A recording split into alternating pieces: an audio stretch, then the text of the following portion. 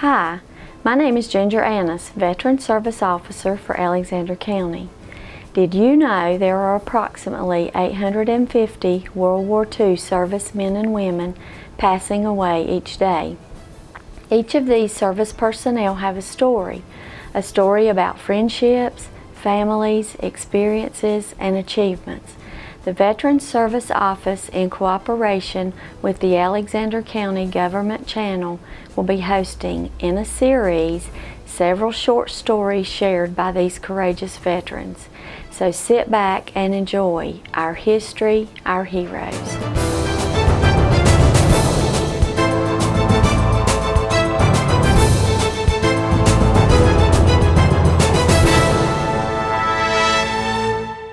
Hello, I'm Ginger Annis, Alexander County Veteran Service Officer, and today I'm joined by Mr. Gene Hines, who is a veteran of World War II. Mr. Hines, would you like to tell me a little bit about yourself? I was, from the 4th grade on, I was with my grandpa, Ollie F. Hines, here in Alexander County, near the Rocky Face. And I think I was sent up there because she had a heart attack, and I was to keep the wood boxes full. Okay. Now, you served in the Navy? Yes, went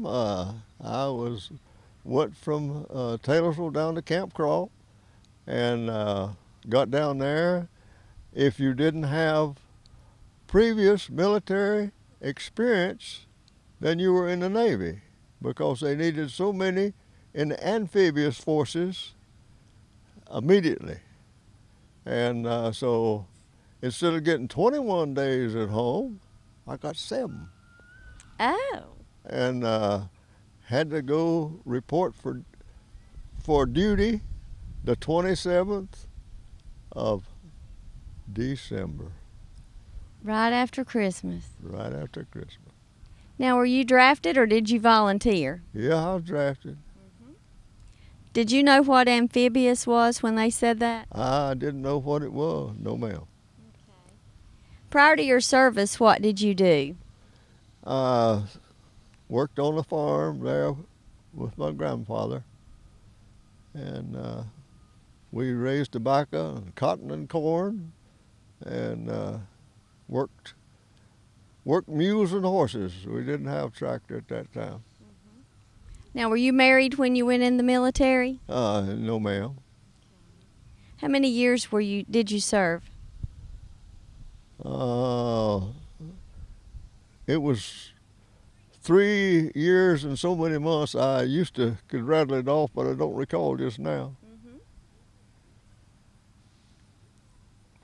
What was the highest rank that you attained? I was second class signalman. And explain what that is.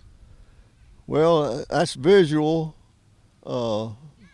We use semaphore, we use Morse code, we use Morse code in the blinking light, mm-hmm.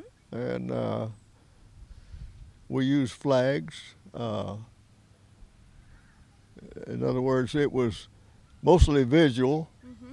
but you are with the officer of the deck or the captain when you're on duty. Okay. Now, where did you go for your basic training? Basic training was at Bainbridge, Maryland.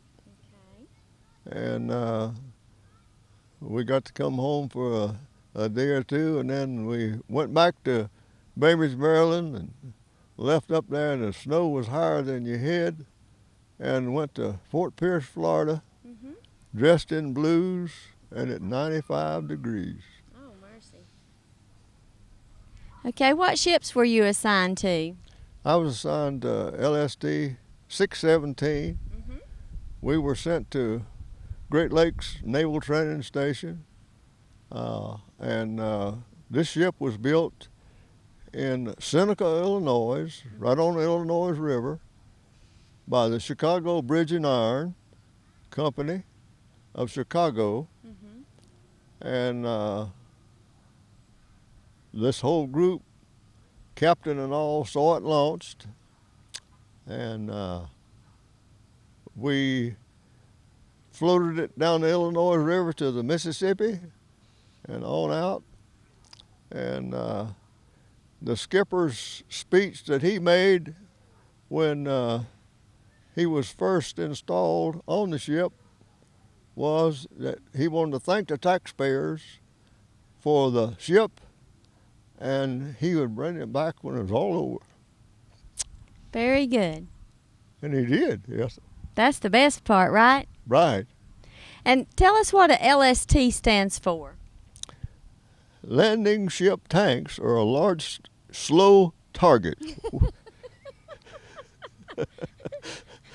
Whichever you need, right? Whichever comes handy, yeah. Did you make any friends while you were in service, and do you still stay in touch with them? Made lots of friends. Most of them are gone, but we had, it was a ship, it was a unit, it was a team. We had a wonderful ship fitter and his group, and radar men, sonar men, quartermasters, storekeepers, seamen, engineers, all sorts.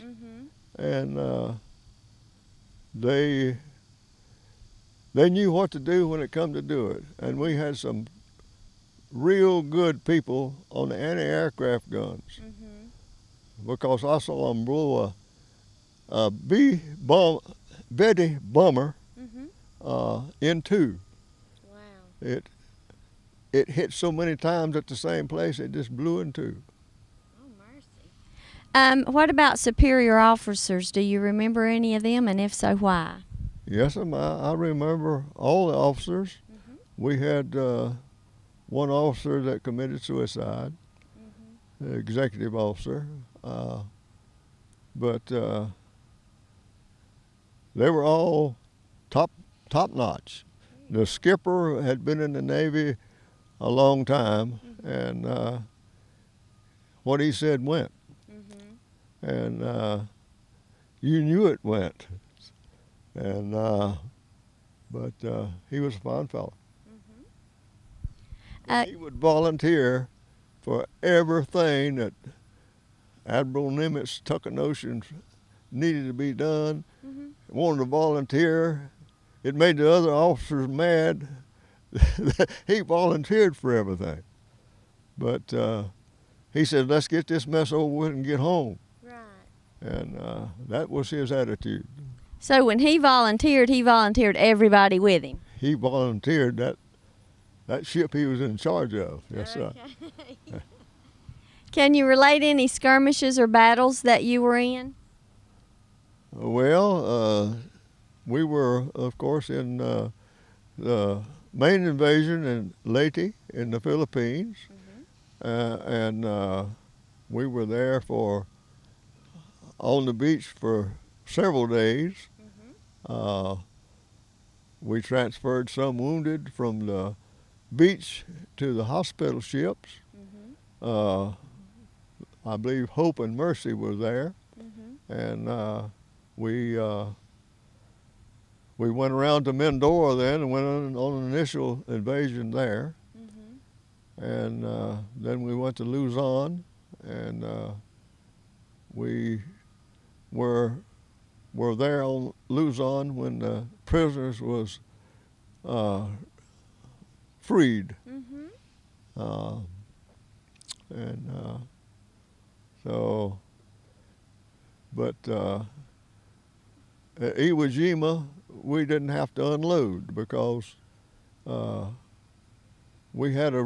were in the reserve units at that time. But in Okinawa, there's several little islands around Okinawa that we went in on before. I've got them in that book there, but I don't recall all their names now. But anyway, after we got those little islands, then we went in on Okinawa. We went in right beyond Buckner Bay. That not Admiral, but Nimitz, not Nimitz, Buckner was killed on. the island that had the cave that was so large that it held more than 3,200 men. Wow. And so they had places they were just like shooting ducks. Mm-hmm. And it was a touchy situation on either side of the island there. Right. What weapons were you assigned to? Well, I was issued a .45 and a Various pistol, one that shoots flares, in case we were out in a drink and help was sent. Why, we'd give them a flare so they could come and get us. Okay. What kind of conditions and hardships did you face while you were on the ship? Well, very few really on the ship. We were in a convoy.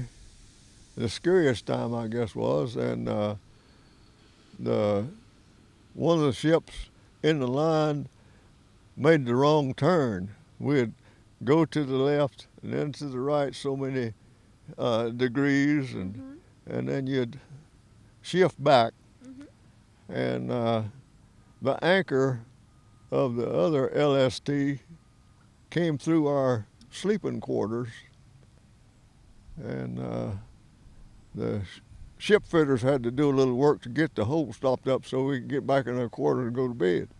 Probably pretty quick too, huh? Oh yeah, they over the side and got a strip of metal put back in place and welded in, and all was quiet. Very good. Did they feed you well, and did you have a nice place to sleep when you weren't on duty? Oh yeah, we had good food. I knew to cook. That always helps. Oh, that always does. How did you handle being away from home and family? Well, it wasn't too bad after you accepted the fact that you was going to be gone a while. So, but you was all time meeting new people, going places. We made lots of ports of call that a lot of people didn't get to go, but that's what the skipper volunteer for everything brings on you. What did you do for fun during your leave? Well, we went and had some a little bit of R&R, and a group of us bought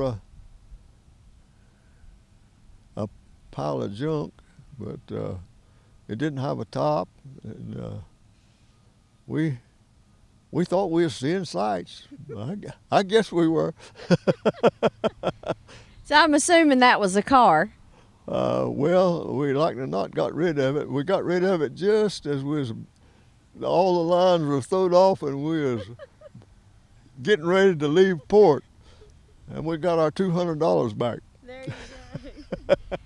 Did faith play a part while you were overseas? Well, the Lord was in charge, that's for sure. Right. He was in charge. Right. And I had lots of people praying for me back here.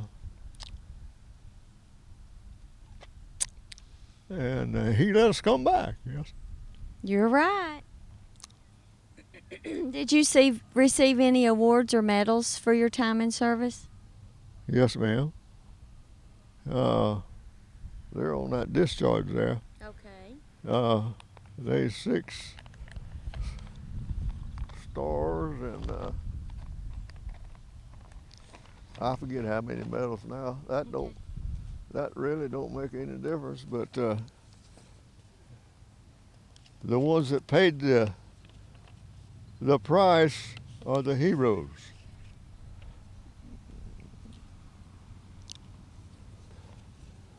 Okay, that looks like the World War II Victory Medal, American Area Asiatic Pacific +4 battle stars and the Philippine Liberation with 2 stars, right? Right. And the stars mean that those were the battles that you were in. That's the number of battles. Initial invasion. Okay. And we'll show that a little bit later in the interview. Do you have any other photos and mementos or pieces of your uniform or anything left over from when you were in service? Oh yeah, I got my uniform up in the attic, Uh-huh. along with the rats and the what have you. And got some pictures of, I think they're in one of these pouches here. Okay. We'll show those too at the end of this. What did you do when you left the service? What occupation did you have? My father had a service station he was operating, and I worked there for a little while, and I kept going to one car dealer to another and applying, and they didn't need no unskilled people. They was wanting skilled people. And finally, I heard that Scarborough Chevrolet had took on a fella down there on the GI Bill. So I went down and applied, and they said, "Oh, we got one. We won't need no more." And about a day or two, I got a call to come mount, so I did, and started on that. And went down there and found my wife at the screw bin. I had to have some stove bolts, and she was there, and she was a parts lady, and wasn't long till I started dating her, and we got married. Well, congratulations. How long have you been married? 65 years. Wow, congratulations on that. Were any of your other family members or have any of your other family members joined the military since you were in there? My brother, George, was in the Navy, and he served aboard a destroyer.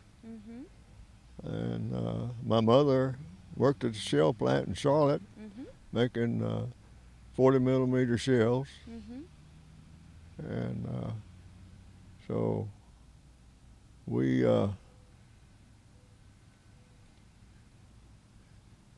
she said she was working 12 hours a day, but she was riding 4 of them. 2 hours down and 2 hours back, 35-mile-an-hour speed limit. That's a long drive to work. Are you active in any of the local veterans organizations? Just the hospital in Salisbury. Okay. What advice would you give the young people of today about the military? Well, the military as it was when I was there is different from what it is now from what I've been told. Right. But it was a learning experience for me.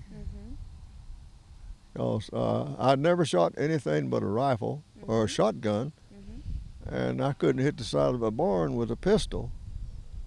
But they give me the training on the pistol that I got marksmanship certificates several times, but the 45 was my favorite, that's for sure. Okay. Do you have any other words of wisdom for us today? I'm liable to go on forever, but I think it's way past time to quit. Okay, well, Mr. Hines, we're going to show some of the pictures and some of the mementos that you brought with you today. So, and we'll have you explain what they are, okay? I'll try. Okay. Okay, Mr. Hines, here we have your, it looks like your honorable discharge from the United States Navy, showing that you are a signalman, 2nd class. What does the V6 stand for? That stands for you're going to be in the reserve for 5 years. Okay.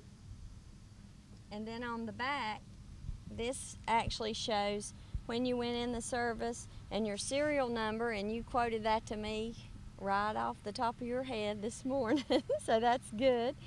But this just tells the battles and things that you were involved in and the ship that you were stationed on, correct? Right, yes, Okay. ma'am. Alrighty. Now you've got some pictures for us. If you'll just tell us what these are. That's a battle wagon. Okay. Was that yours or that? That No, was you were one- on the LST. I was on an LST. That one was just across the bay from it. Okay. That's Hawaii. Okay. That's Ernie Powell's tombstone in Okinawa. Okay.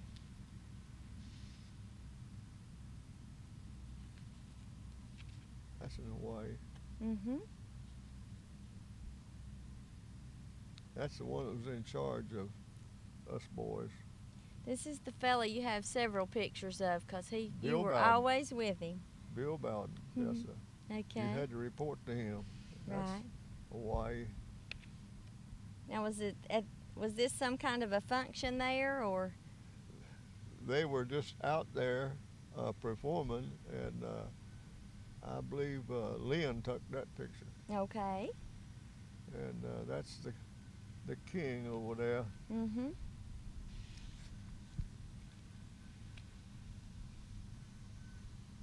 Now what is this? That's a piece of lava there in Hawaii. Oh, mercy. That's I wasn't at that party, but Bill Bowden took it. Mm-hmm.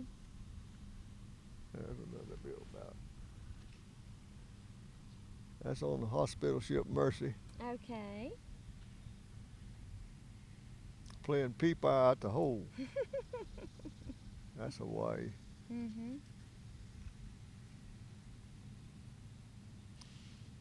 That looks like an aerial shot. Yes, it is. Okay. That was one of the life photographers' pictures there. That was taken in Okinawa. Okay. That's some more Hawaii stuff.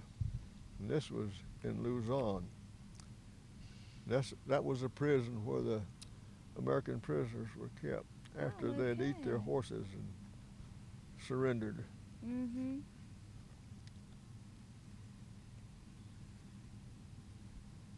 And these were at the peace signing. Okay. Now, were you actually there? We had been supplying the YMSs Mhm. and the destroyer minesweeps Mm-hmm. with water and food supply and Right. sweeping 500 square miles of Japan Mm-hmm. coast, east coast. Their east, yeah. And this was the pictures that was taken there. Okay. That was bought of all that. Okay. Now, what is this? Is this the actual treaty that they signed? Supposedly, Okay. that's what I was told. Okay. That's in Pearl Harbor. Okay. That's a LCVP. Mm-hmm.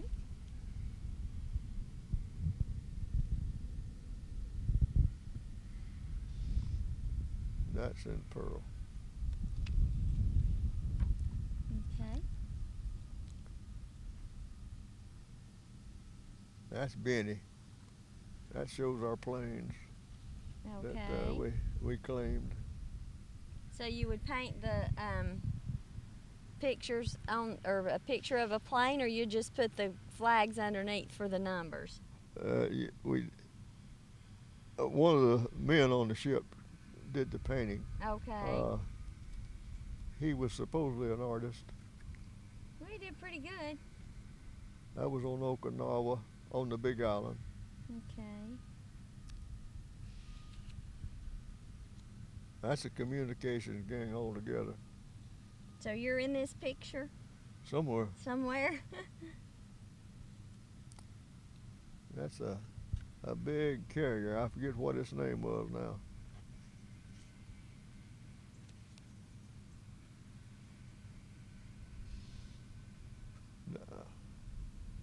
That is in Hawaii on the Big Island. Mm-hmm.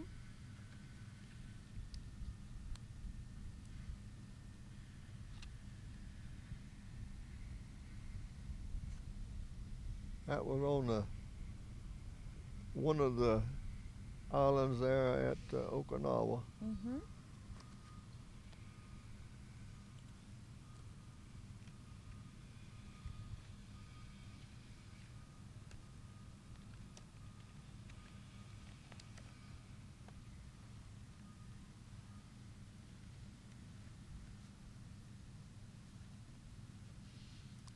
That's Uncle we went to see in Central Valley, California. We don't. He run a bar. And that's Hawaii, and there's some more Hawaii. Now, did you take all these pictures? I took some of them. I didn't take them all. No. Okay. I took that one. Wagner and Boat. Mm-hmm.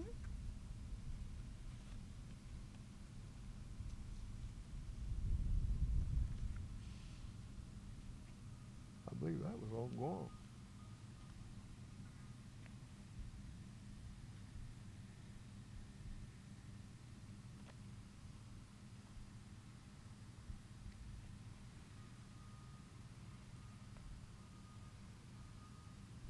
That's on Luzon. Mm-hmm. That's that same bunch. Here we were waiting to go in on Okinawa. So everybody was lined up. Yes, sir. We was the first wave, Mm-hmm. second wave, and the third wave. Okay. There they are on the beach. Okay.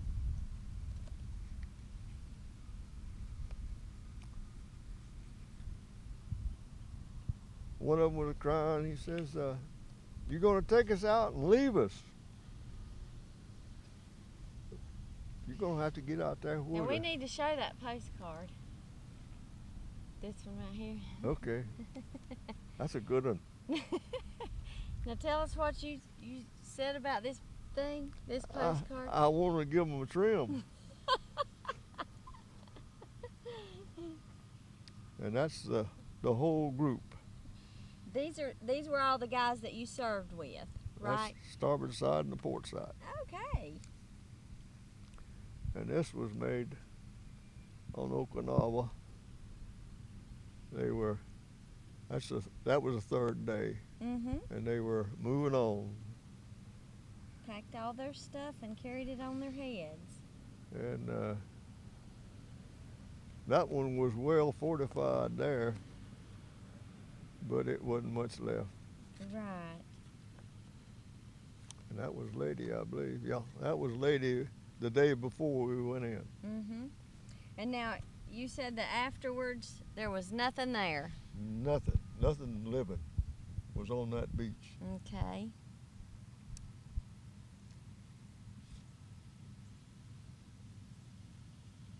And then tell us what this was. That's where we set the jars outside, and we went in a typhoon. Mm-hmm. We'd went over to Buckner Bay to get our mail Mm-hmm. in the Jeep, and two of us. And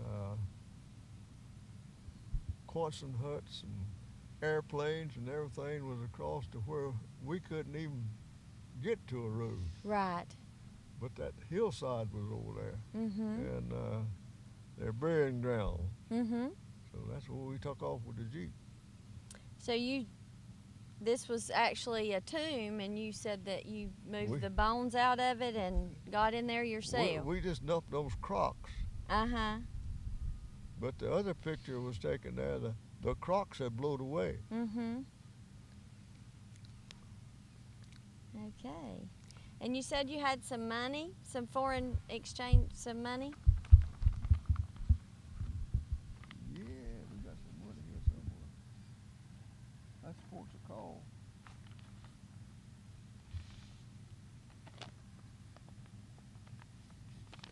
That's pictures. It can't be pictures.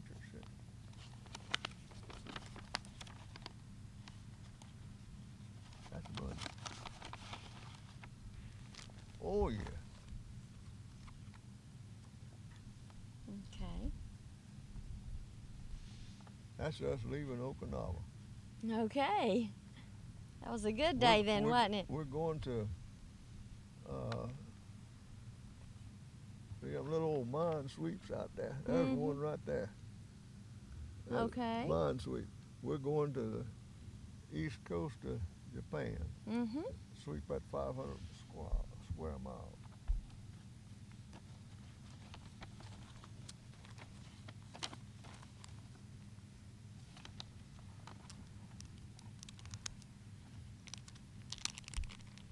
Okay, tell us a little bit about this currency you have here. Well, this one here was wrote all over when I got it. Uh-huh.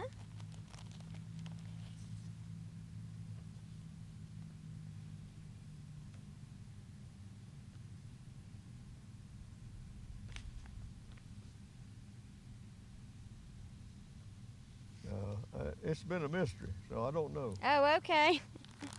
It's Now this is the one, this is the money that was in your mother's home that actually got stolen, but it got returned to you, correct? right. Yes. This detective in Raleigh found it down there, and he arrested the fella, and he had all this on him. Uh-huh. And there's his name.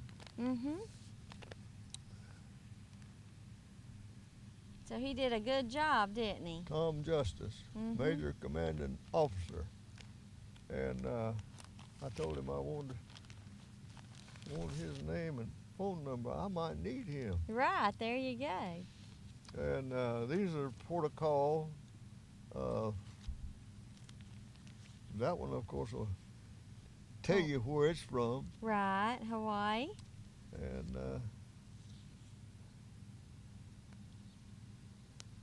the Netherlands.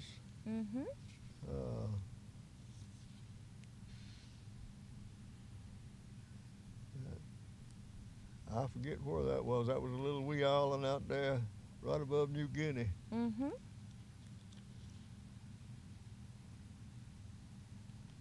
Brazil? That was from Ecuador. Oh, okay. There's another one. This is the one that really stood out. You just reach out and get them after that bank blowed up. And so I had several of those. But it was no longer any good because the Japanese didn't, in other words, they issued this little wee stuff, and Right. it wasn't, they couldn't spend it. So that's the reason it was just still in the bank till it blew the bank up. Now tell us about that. You said that you were standing on the ship. I was on the bridge, and they were given, I could hear on the PA system, they was given directions, the height and distance and what have you, in far control. And I don't know why, but somebody just flipped it on the PA system. And it got a direct hit. This battle wagon or cruiser one that was out from us. And I could just reach and get the money, and I got a book too, but I didn't bring the book. So money was falling from heaven, wasn't it? It was. I said, the Lord wants me to have that, I know, because he just sent it right to me. That's right, that's right. Now explain about the currency, how you would send it to your mother.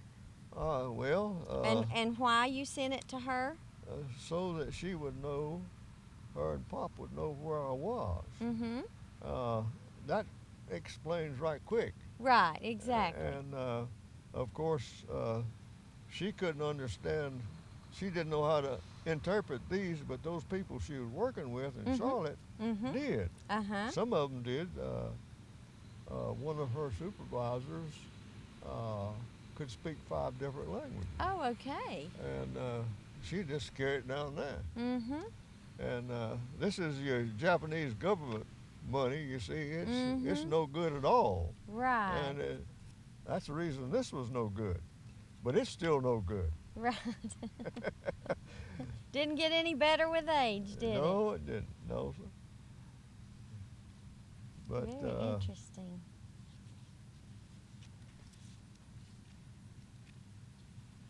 But any place we made a port of call, I wanted some money. Right. So I would go exchange and get something. I didn't want big stuff, just enough to get the money, right? Right. Just to keep it for memories. That's very interesting.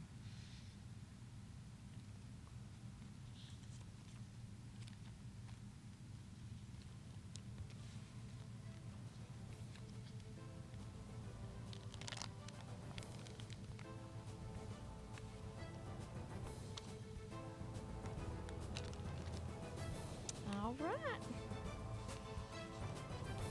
Well, Mr. Hines, I want to thank you so much for talking to us today and for sharing your story. And I really want to thank you for your service to our country. You're quite welcome. Thank you, ma'am. I was a survivor, so that was my reward. Right. Well, we're glad you did. Yep.